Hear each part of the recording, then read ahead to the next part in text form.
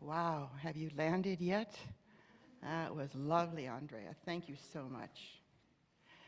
Well, good morning and welcome to Bellingham Unitarian Fellowship. All who come in the spirit of goodwill are welcome here. And we're so glad you've chosen to join us this morning in person and on Zoom.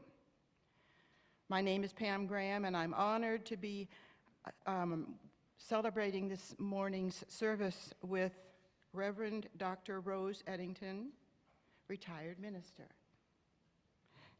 I'd also like to thank Andrea and back there in the crew, the techno crew, Jeff and Jim, and I'm forgetting somebody, but Quinn. But you're there and we're here, and thank you. Now a couple of announcements. We're having our congregational potluck after service today. So please join us. Even if you didn't bring something, there's always plenty. I'm sure you've heard of the parable of the fish and loaves. Well, it manifests itself right here. Also, we're going to have a UU postcard voting write-in with Claire. She's leading this, and this is from the UU Get the Vote Out. Everything you need to write a postcard to registered voters in swing states would be available this morning downstairs in the library about the same time that the potluck is going on. So there'll be lots of activity down there. And then also a reminder that Chalice Circle fall signups are happening now. So people who feel disconnected or are encouraged to join the Chalice Circle this summer, this September. It's also for those of us who want to reestablish connections with each other and be on track with UU principles. The circles are offering opportunities for growth and caring within our beloved community. I think that's it. Andrea?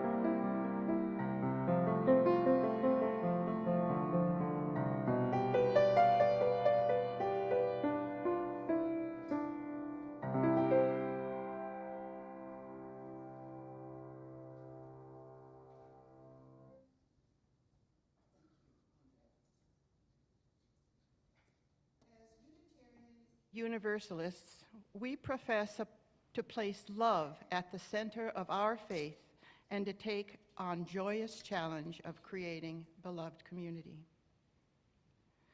As Bell Hooks refers to in her book, commitment to a love ethic transforms our lives by offering us a different set of values to live by. In large and small ways, we make choices based on a belief that honesty, openness, and personal integrity need to be expressed in both public and private sectors. I know of no one who has embraced a love ethic whose life has not become joyous and more fulfilling. The widespread assumption that ethical behavior takes the fun out of life is false. In actuality, living ethically ensures that relationships in our lives, including encounters with strangers, nurture our spiritual growth. Behaving unethically with no thought to the consequences of our actions is a bit like eating a ton of junk food. While it may taste good, in the end, the body is never adequately satisfied or nourished and remains in a constant state of lack and longing. Our souls feel this lack when we act unethically, behaving in ways that diminish our spirits and dehumanize others. The theme this morning is love and language. And what came to my mind when I heard that was the quote or the concept of love languages. I'm sure many of you have heard that. And love languages is a way that you can convey through words or behaviors to your partner what actions and what words make you feel loved. Everyone has a predominant way of sensing they are loved. When you know that about one another, you can incorporate those behaviors into your communication, and it communicates your love without having to be asked, tell me you love me. Let me run through a few of them as examples of how in your relations with others you may experience feeling loved. And consider how you might convey love to others. I'm going to articulate 5 of them. First, the words of affirmation. These are verbal expressions of care and affection. I love how you said that. I'm glad you see me. What great ideas you have. Or just as simple as thanks for sharing.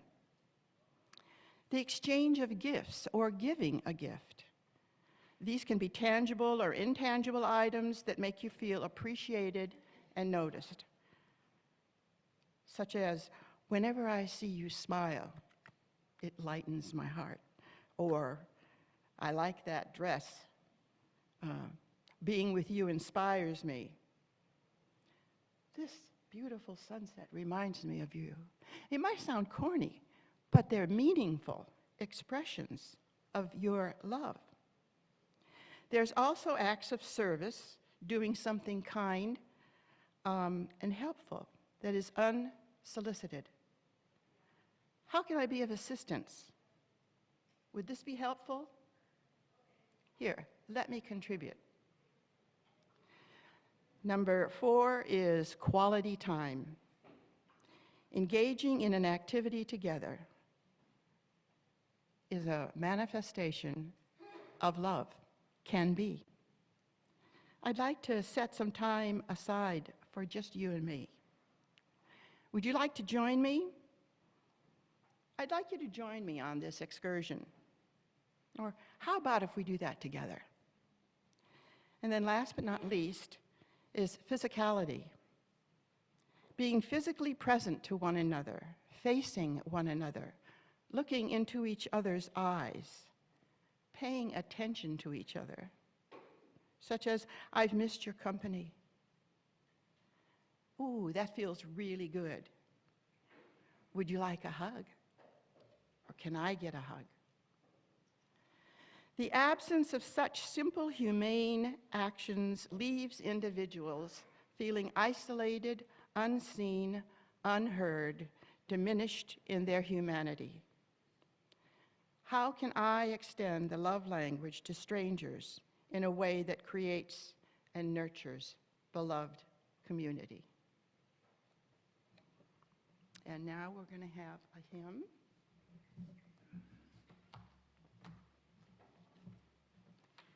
Good Morning. Our opening hymn is number 360, Here We Have Gathered. And in the spirit of using the language of love as affirming as many people as possible, in the second verse on the third line, if you can remember while we're singing to change your words to adults, children, kin, so that it affirms everyone. So number 360.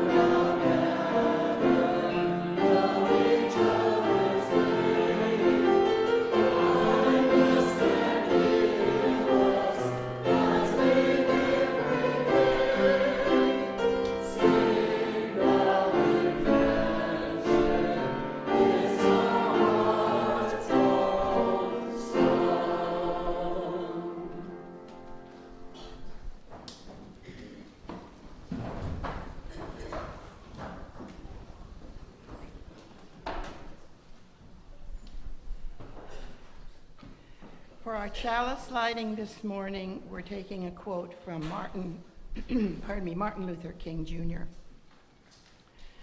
The aftermath of fight fire with fire is bitterness and chaos. The aftermath of the love method is reconciliation and creation of beloved community.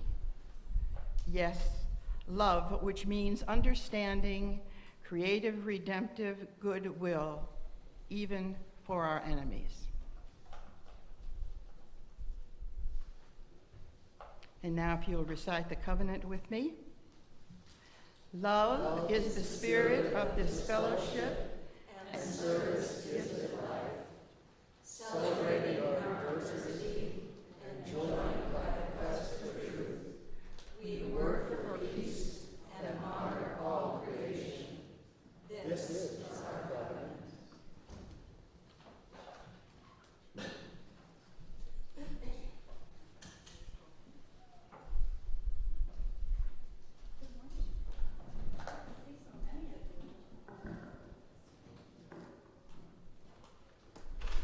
Our story this morning is called You're Beautiful When.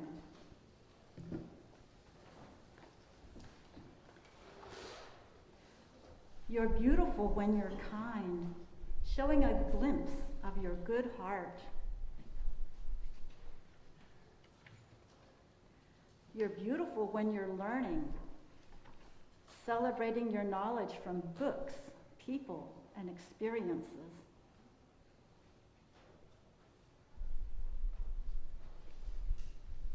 You're beautiful when you're thoughtful. Acting with thought shows others you care. You're beautiful when you're sweet. Your sweetness brings smiles. You're beautiful when you're playing. Having fun just being a kid.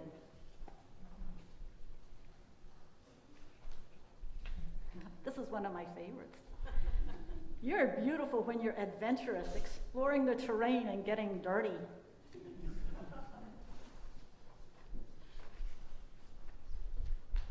You're beautiful when you're laughing, letting your joy and delight overflow from your smile.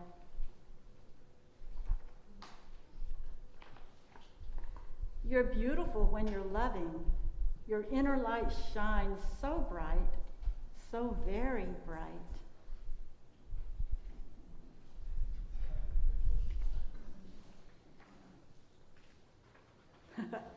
You're beautiful when you're singing, because some songs shouldn't be sung alone. And you're beautiful when you're dancing, expressing your happiness and the joy of life.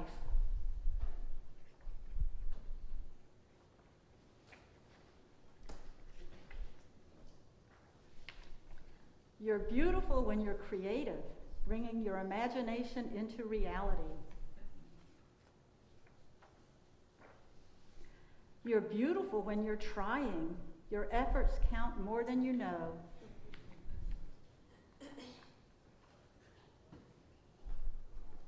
You're beautiful when you're teaching. There is so much we can learn from you.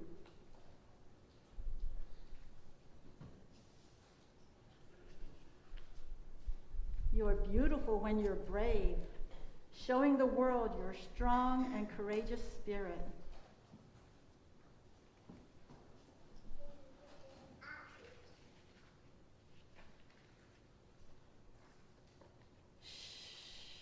You're beautiful when you're sleeping, resting yourself for another day to come. You're beautiful when you're dreaming, creating positive visions in your wild and wonderful mind.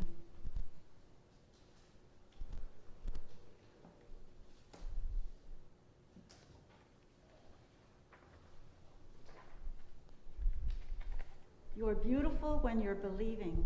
Hold on tight. It strengthens your path. You are beautiful when you are you. That's when you're the most beautiful of all. You. Beautiful you. Your dreams want to come true.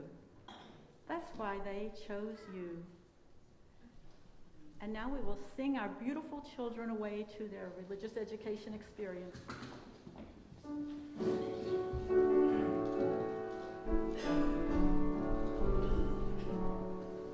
We hold you in our love as you go, as you go. May your heart be at peace as you go. To precious heart of your precious life. We hold you in our love as you go. We hold you in our love as you go, as you go. May your heart be at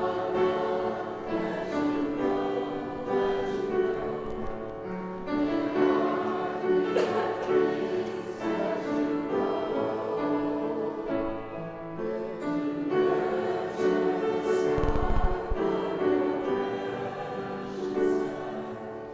We hold you in our love as you go.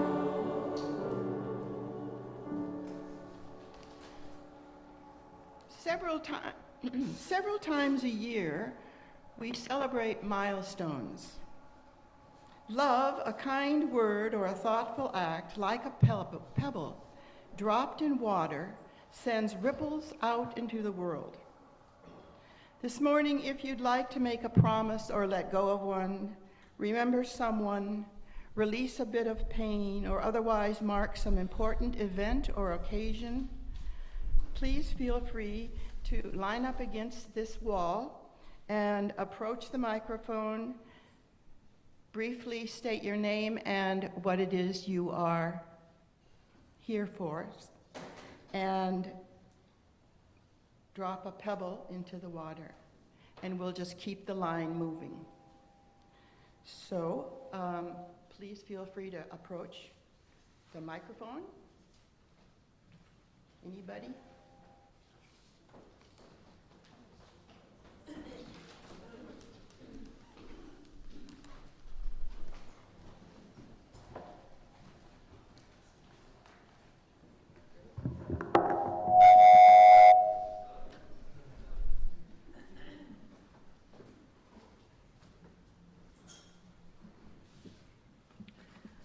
This one's for my cousin Daryl, who is fighting cancer for a little more time on this planet.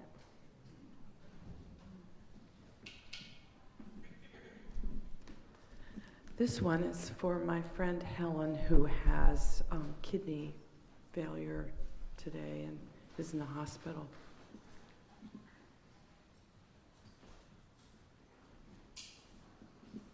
I'm Esther Golda, and I have a joy and a sorrow. My husband passed last Saturday, and my joy is my daughter's here to help me.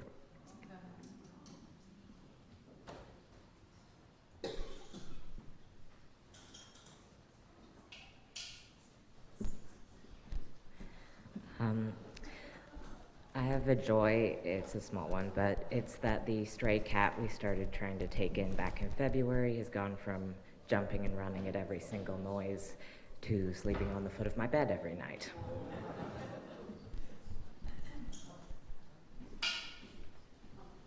I'm Jane, and I resolve to remember that not only do I love my daughters, but I need to tell them that I do.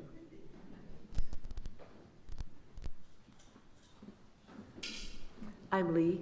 My partner Tricia is not here today because kids, which is all good stuff, and graduation and etc. But we're having our third anniversary next week, so I'm really, really grateful.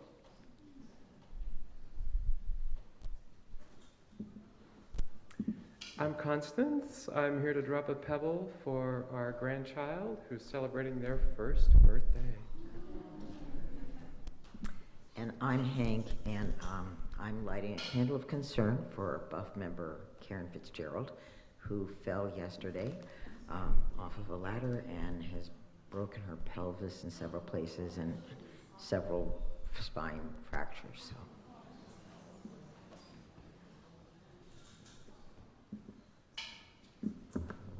I'm David Curley. I'm dropping a pebble for my college friend Mel, who has Alzheimer's and is coming with his wife to visit in September.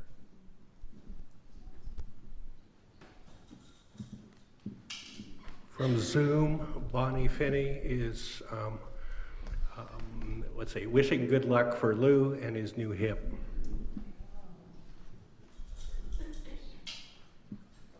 I'm Mel Hoover, and I celebrate with Rose 2 birthdays, our grandchild and our son, both born on the 10th.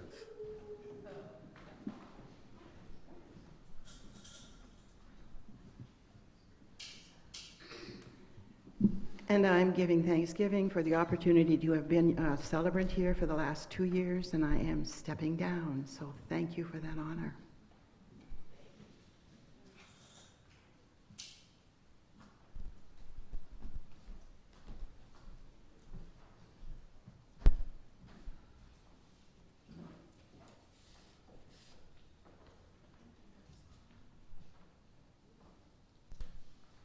So for all of our joys and concerns, for all the milestones that go into making up our lives, may we learn to give thanks.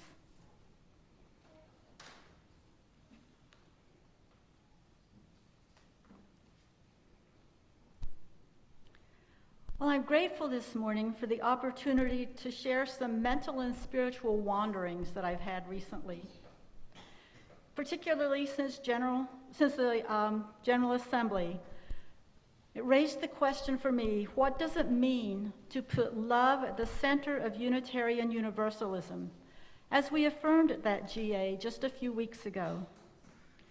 As someone who is fascinated by words and language, I find myself with lots of questions about what this can mean. So I wonder, what is the language of love, especially in community? What does it mean to use the language of love as we create and practice beloved community? So I took a clue from St. Augustine, who is not my favorite saint, but I liked what he said when he said, love God and do as you please.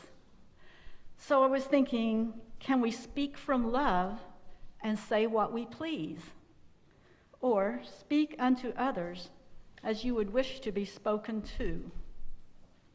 And I realized that's so much easier said than done, because we bring the language of our culture and our lives with us into community. And we may feel challenged at times when our heart is in the right place, but our mind and tongue are still trying to get coordinated.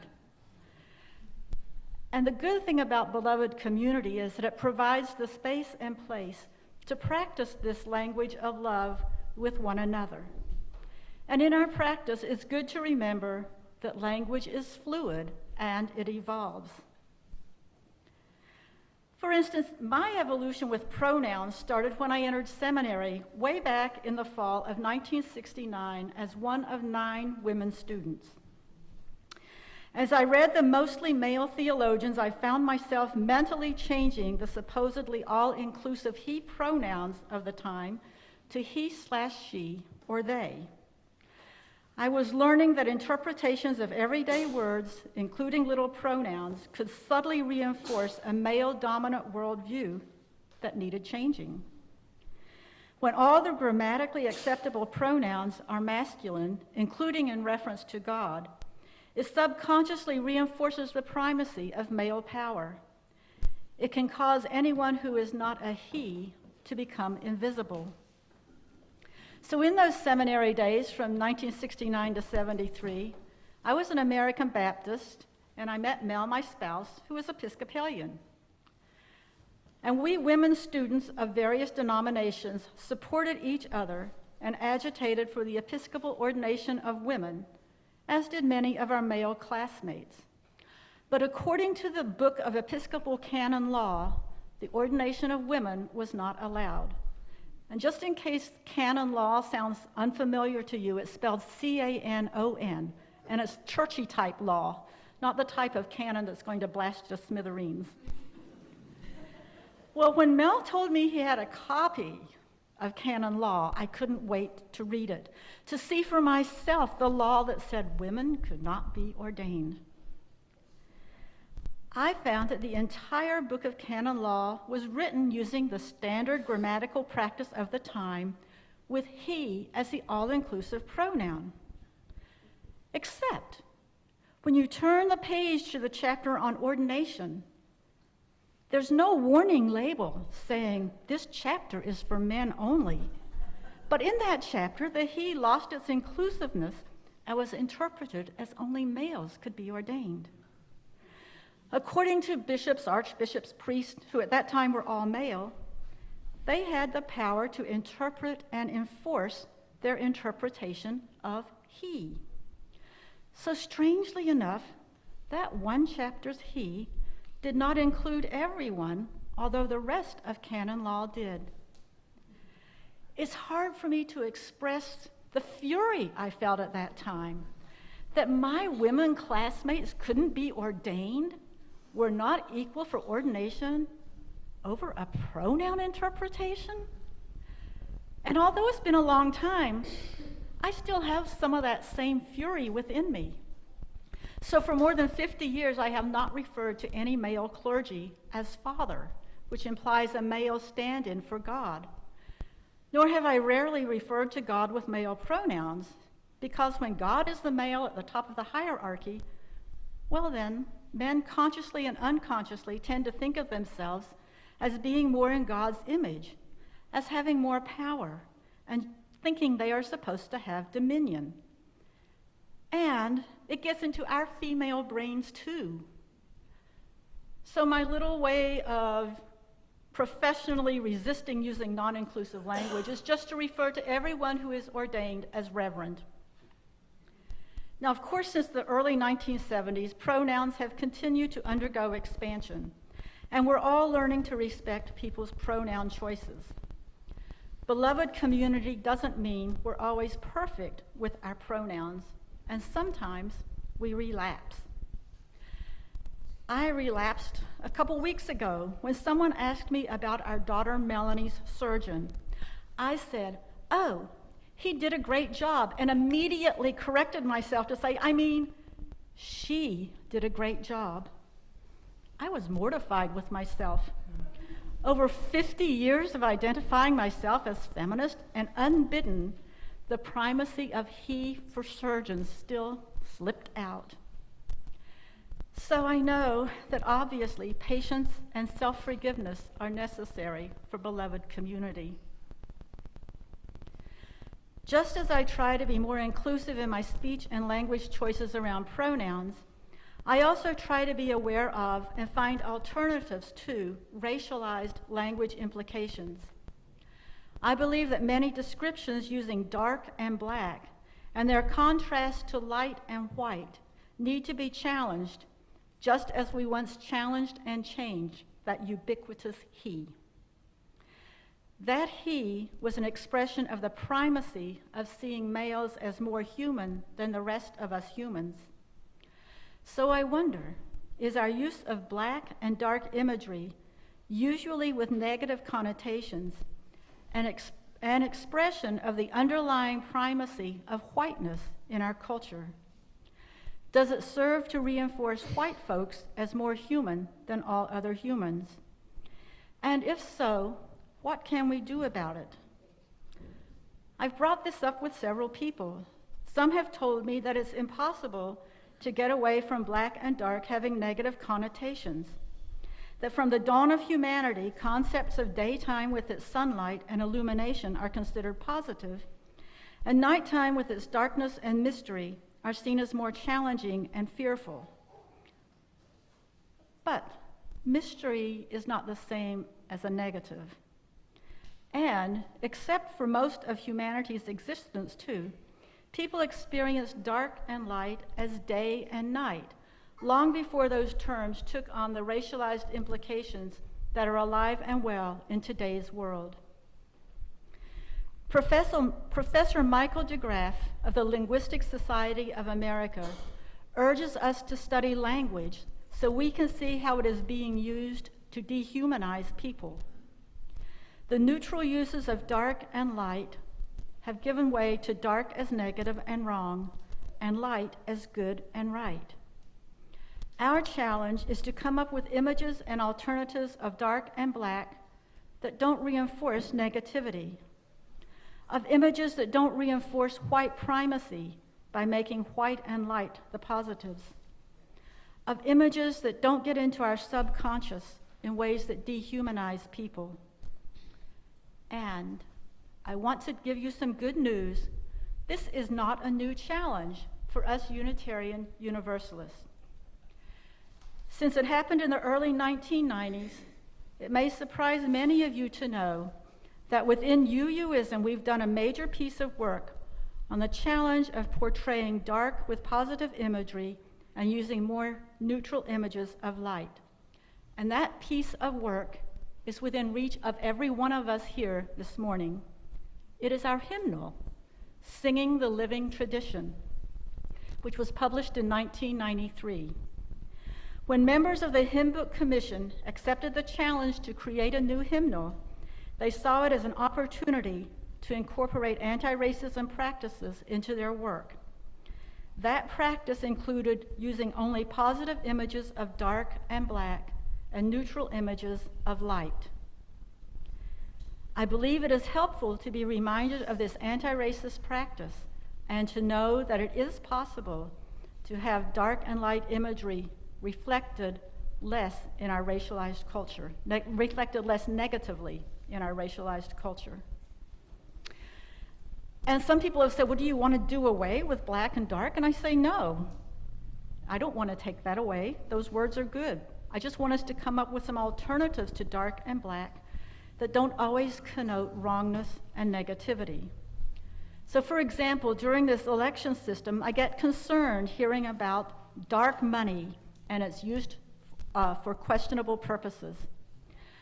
My efforts to find an alternative to the term dark money lead me to think of it as hidden money, secretive money, and then to ask, who is behind it and why? Calling it hidden money takes the sleazy negativity away from the word dark and puts it on those who are hiding their money and their influence. Besides finding positive alternatives for dark, I also find it helpful to think of different images for light, and to think of the opposite of light as heavy, or that a synonym for light is bright, and maybe its opposite is dull. So I'm wondering this morning, what do you think? Do you think we can expand more into positive and neutral uses of light and dark, just as over the years we've expanded pronoun use from what was once the supposedly all-inclusive he? So I'm encouraging you to notice light and dark and play a little game with yourself in the next few days, that when you encounter those words, like reading or hearing the news or conversing with friends, to try to come up with alternatives. And I think we could even do a little practice of that right now. So I'm just going to ask you to take a moment and think of a positive symbol for dark, and maybe a more neutral neutral idea of light, and then share what you come up with whomever's sitting near you. So just take a moment, think.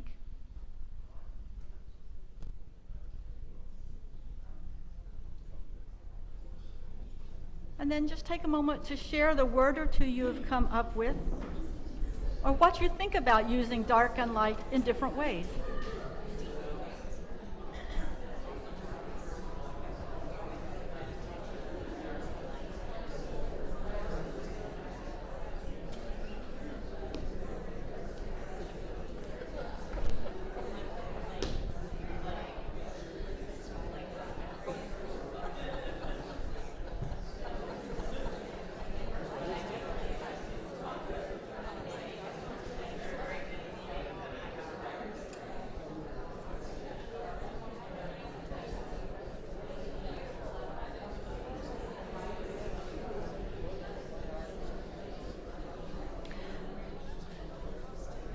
Well, thank you. I'm going to interrupt our conversation and encourage you to continue it during our potluck today.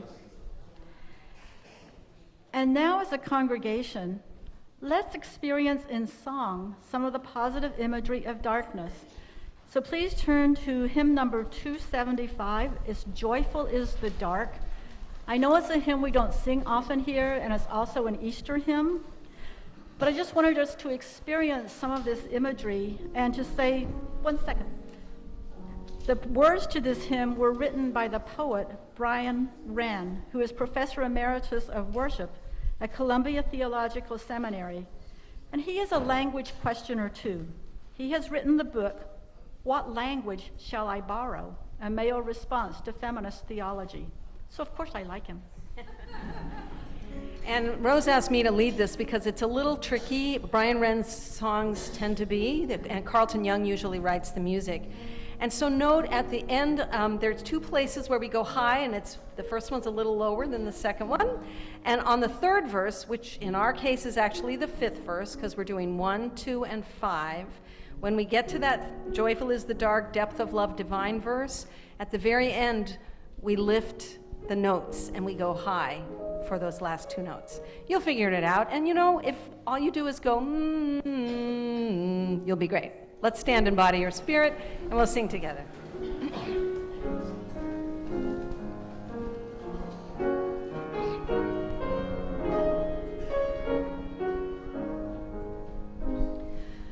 Joyful is the dark, holy hidden God, rolling clouds.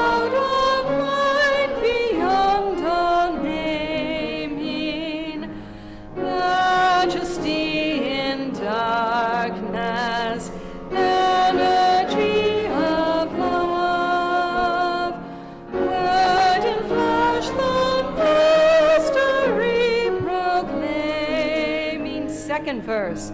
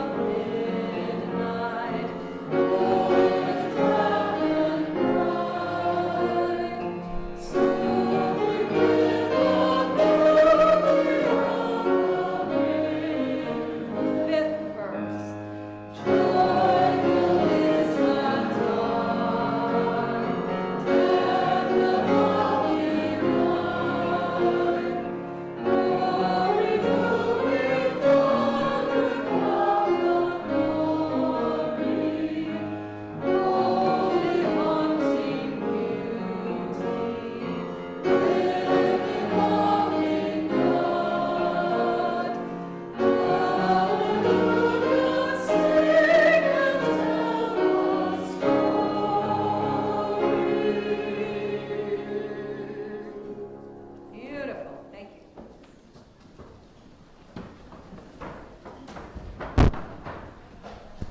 Thank you, Barbara. And Andrea, you helped us sing so well. So you may have noticed in the first reflection that I used the term primacy instead of supremacy around male and white primacy. So I'm trying out this subtle difference with you this morning as part of my questioning language. Primacy is foundational. Like the primary grades in school are the basis for the rest of our education that we build on. So just as patriarchy is built on the primacy of maleness, which lays the foundation for the structures and practices of sexism, white primacy has laid the foundation for the structures and practices of racism, of white supremacy. And I know you may wonder, because I wondered at first when this idea was forming, and Mel and I were talking about it a lot, and he actually brought it up first, does it really matter to parse the difference between primacy and supremacy when they are practically synonymous? Well, I think there's a lot of defensiveness that comes up with the word supremacy, and I'm trying to help the conversation happen with as little defensiveness as possible. So for that reason, I believe it matters. I grew up in Appalachia, smart enough to know that the people who thought we were ignorant hillbillies were wrong. I also know it's hard for most of us Appalachians to think of ourselves as white supremacists. Like most people who are economically challenged, the idea of having some kind of supremacy can be baffling. I also believe it is important to pay attention to how our bodies react to words and not just how our minds react to them. And saying white supremacy or thinking in terms that I am a white supremacist makes something inside me just squirm. So I had to investigate for myself, well, why does this make me squirm? Considering my Appalachian background helps me understand why I feel squirmy about using white supremacy and okay with talking about white primacy to talk about our country's system of structured racism. So I think in your conversations and paying attention to language, if something makes you squirm or whatever, take the time to look inside and investigate why. From my lived experience, I don't believe that when I say white supremacy makes me squirm, it means I'm in denial about racism. I don't think most white folks from economically challenged backgrounds deny racism either. They know we are part of a nation that needs to deal with the challenges of both racism and poverty.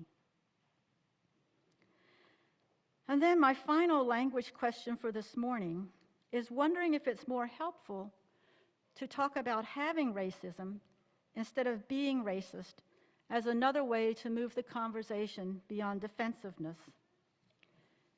If talking about white primacy can help deal with white supremacy, Will talking about having racism instead of being racist help further the conversation?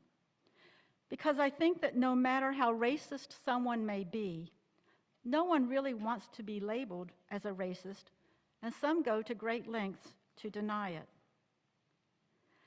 So how do we get around the denials that try to rationalize away racism? I went back and borrowed from classes that I took in French and German years ago to help me form an answer. The French and German uses of the verbs to be and to have are different from ours in English.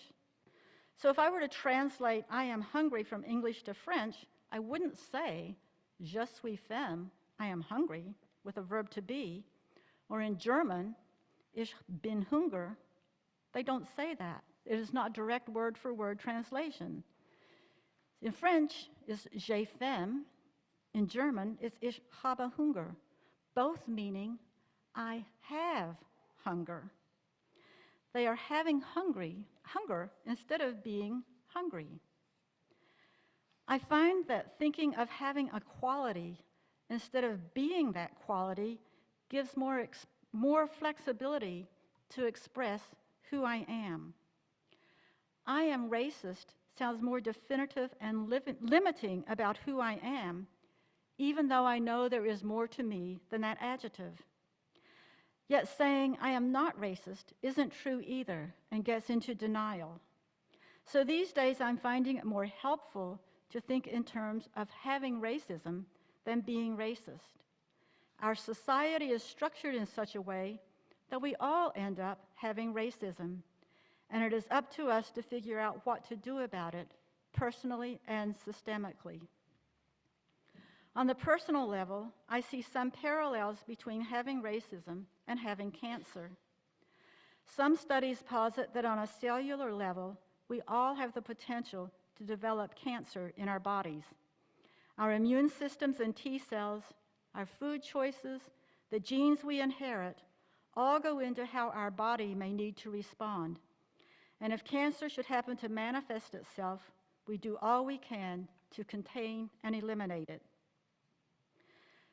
Since, according to the Yale Child Study Center, infants as young as 6 months old can recognize differences in skin color, we can say the potential for us to develop racism begins not too long after birth.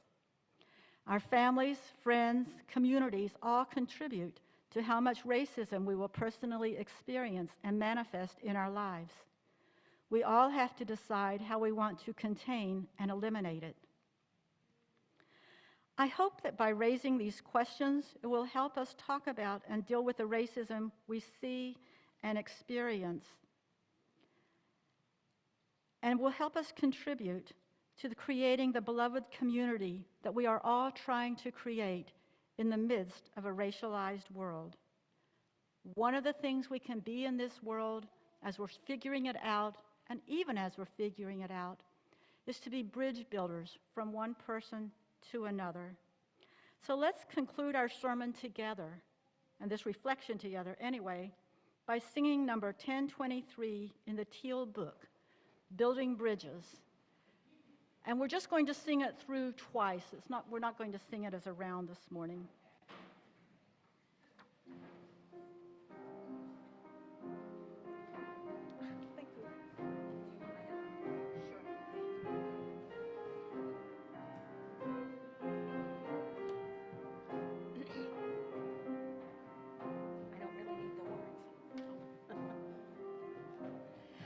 Building bridges between our divisions, I reach out to you. Will you reach out to me with all of our voices and all of our visions?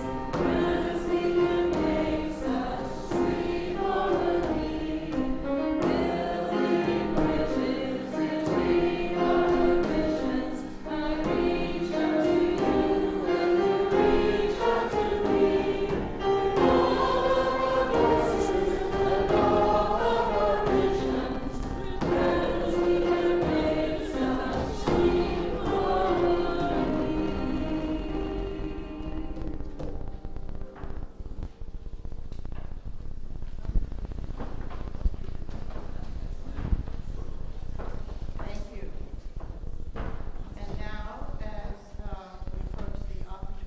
can the ushers come forward?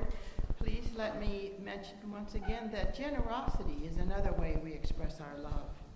You have demonstrated generosity throughout the years to keep Buff functional and relevant. And so once again, this is an opportunity to share from your abundance, to share from your heart, to share from your love. Thank you.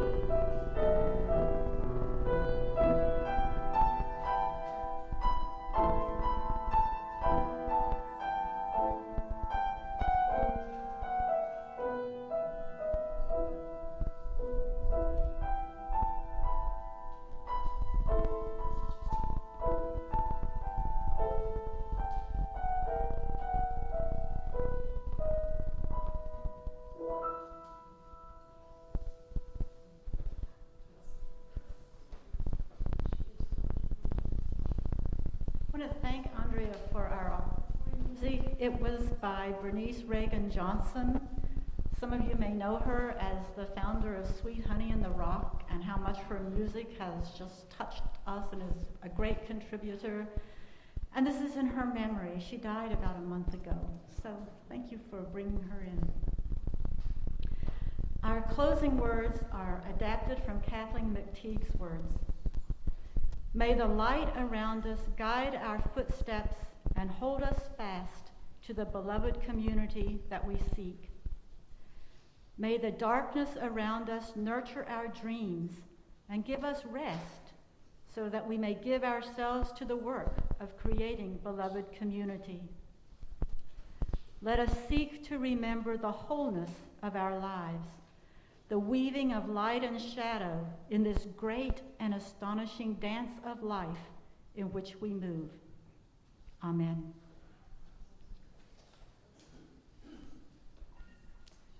And now let us join together to circle round.